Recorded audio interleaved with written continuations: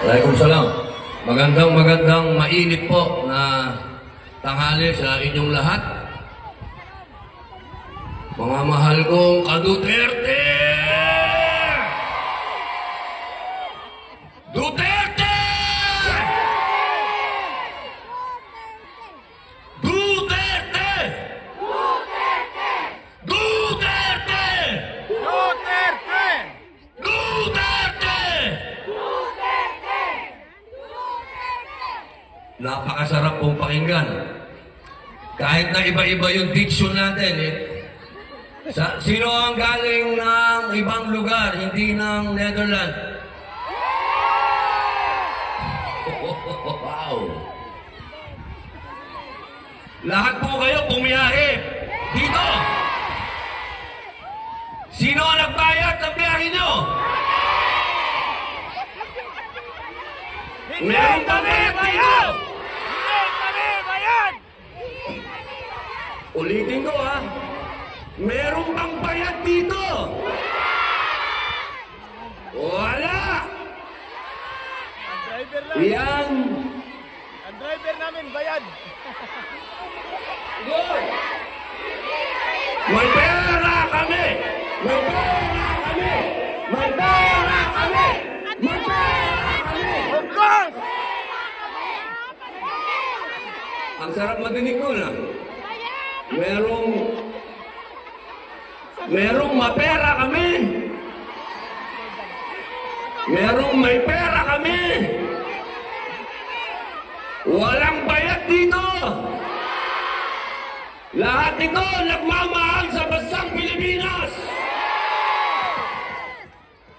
Alam nyo, mga mahal kong kababayan, nararamdaman ko ang nararamdaman ninyo dahil noong 2016, nung ako po ay nangampanya para kay Rodrigo Roa Duterte, sarili ko rin pong gastos. Ako po ay umikot dito, hindi lang po sa Europa, hanggang sa Middle East, Southeast Asia, nangampanya po ako, sarili kong pamasahe, sarili kong hotel. At nung nakaupo na po si Mayor, hindi po ako humingi ng posisyon. Wala po akong hininging kapalit. Ang ibinigay po sa akin ni Mayor ay pangalawang pagkakataon. Binigyan niya ako ng absolute pardon, pangalawang buhay. Kaya nandito po ako, nakalulungkot mang sabihin, pero marami po sa mga kaibigan namin ni Mayor, kakilala na lang. Napakabilis mong makalimot.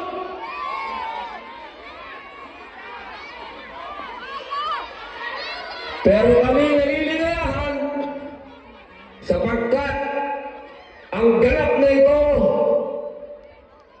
ay nagising ang damdamin ng mga Pilipino. Hindi kami bayad! Hindi kami bayad! Hindi kami bayad! Hindi kami bayad! Hindi kami bayad! May pera kami! Hindi kami bayad! May pera kami!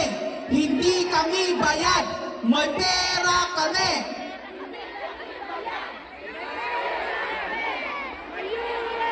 Bayang Pilipinas, naririnig mo ba sila?